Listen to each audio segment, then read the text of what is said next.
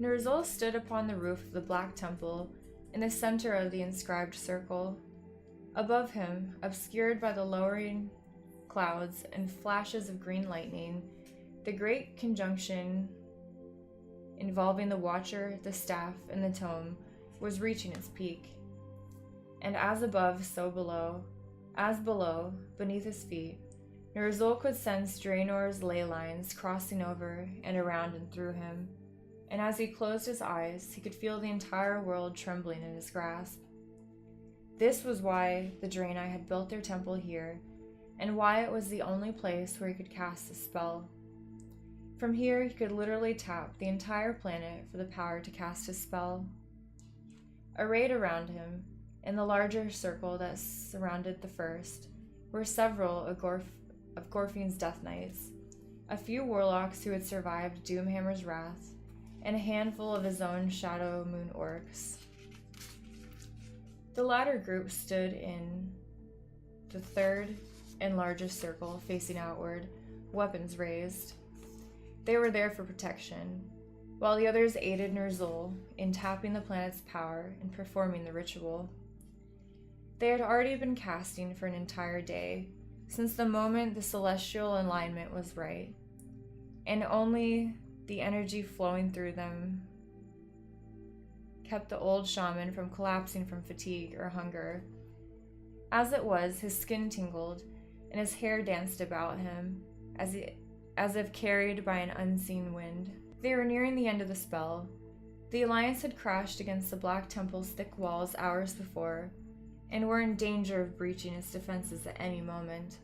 But they would be too late, Ner'zhul thought triumphantly. He raised the scepter of Sargeras in his right hand, and the eye of Dalaran in his left. Both gleamed brightly, inner light shining from the head of the scepter, and dancing from facet to facet within the eye's violet center.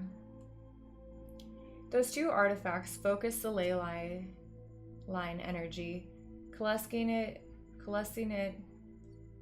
into almost physical form, and then pulsed the strength into Ner'zhul's limbs. Now his entire body was thrumming, and he knew that he was no longer standing on the stone roof, but hovering just above it, as the energy lifted him from the surface. Now, he shouted, touching the tip of the scepter to the center of the eye, and feeling the rest of their stored energy flash through his limbs and into his heart and mind. He knew his eyes were glowing bright, brighter than the sun, and he could see the lines of magic etched upon the world, and through the air see the souls of those surrounding him, see the connection between them and this world, in between this world and the rest of the cosmos. He could feel the curtains surrounding Draenor, separating it from other realities, and with a single quick slashing gesture of the scepter, he tore through those curtains, shredding them as easily as he might slice through thin parchment. And the world shook, the ground trembled, the sky rumbled, a terrible grinding sound echoed up from far below, and met an ear-splitting shriek descending from above the clouds. Draenor screamed and thrashed in pain. The other participants staggered as the Black Temple shifted, many of them falling to their knees.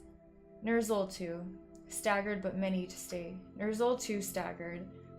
to stay upright, buoyed by the power coursing through him. He could feel the magic reaching across reality, like a fishing line cast into the void. It leaped forward, Draenor's own energies giving it vast momentum, and hooked onto something solid, another world. The line grew taut, and with a twang that vibrated right through him, a responding chord raced back down the line and tore open a hole in their reality. A rift. It was a rift. Ner'zhul recognized the feel of it, the raw power that frayed air and earth and nature, the throbbing link that bound this world to the next. Beneath the skull face paint, his lips split into a broad smile, and he closed his eyes, drinking in the heady feel of success. He had done it. He had opened a rift. And not just one. He could sense other rifts appearing all across Draenor, like tiny bubbles emerging from the sea and bursting open when they touched the raw air, like lightning strikes from a storm that blanketed the entire planet. Each one burned in his mind like a new volcano. He could send scouts through each rift to report back on the worlds they found. Then he would choose the most likely and lead the horde through to a better place, and perhaps to another after that, and after that as well, until his people had as many worlds as they wanted, as many as they could comfortably hold, until each clan had a world of its own if they liked. Then no one would be able to stop them. Oberys, one of the many who had been guarding the spellcasters all this time, said, "This is our new world?" Indeed, what they could see through the undulating rift was not pleasant. It was not much, but enough to be disturbing.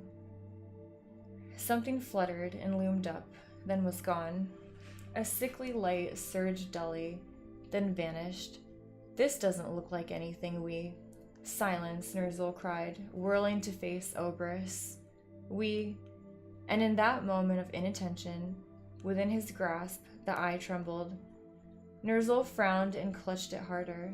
It seemed to writhe like a fish before he realized what had happened. It leaped from his hand, flew through the air, and came to rest in the hand of a tall, broad-shouldered man with white hair and violet robes. A staff in one hand shone with power, and his eyes blazed with far more hidden deep within. A human wizard, and he had literally snatched victory from Ner'zhul's grasp. Behind the mage stood a man in full armor, carrying a hammer that glowed with a blinding white light. Ner'zhul realized this man was not just a warrior, but akin to a shaman, except the forces he tapped were somehow on a grander scale than a mere planet's. The elven female, who stood beside them, had no such magical abilities, but her face showed righteous anger. She had an arrow nooked, and aimed directly at him. Ner'zhul trembled. How dare they? How dare they interrupt this moment of absolute glory? Ner'zhul realized he felt no fear, no worry, just absolute outrage. "The eye will not serve you when you are dust," he cried, and let the outrage take him. It blazed through him, pure and hot and deadly. With a cry, he lifted his hands.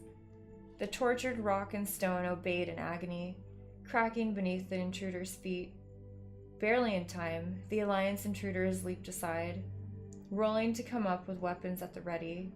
But Ner'zhul was not done. Not yet. He was just getting started. The rocks that had cracked now rose up and hurled themselves at the Alliance interlopers. Wind and rain whipped around them, snatching them up to hover helplessly in the air before slamming them mercilessly down on the unyielding stone. Ner'zhul took great pleasure in watching them suffer.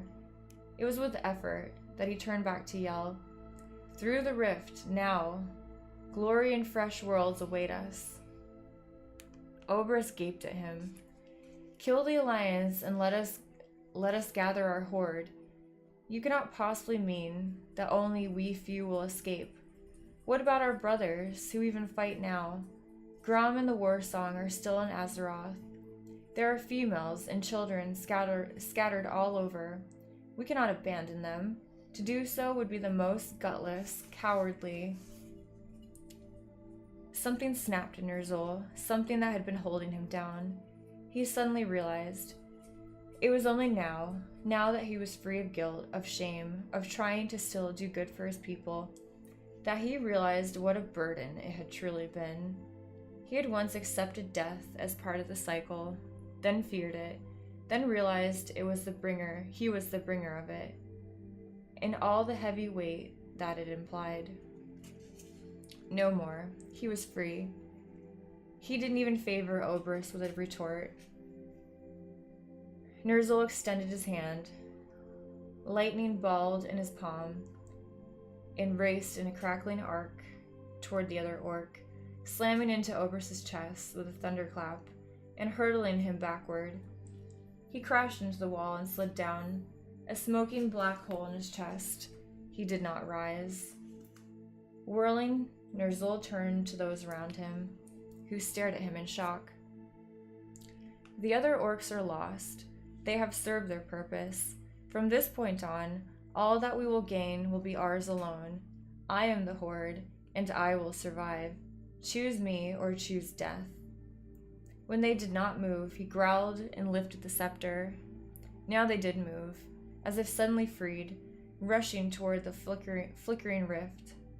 It hovered a few inches above the roof's surface and rose to nearly 10 feet. Ner'zhul went last, holding the rift open with his power and his will, then stepped into the rift himself. He had just enough time to gasp before the rift vanished behind them.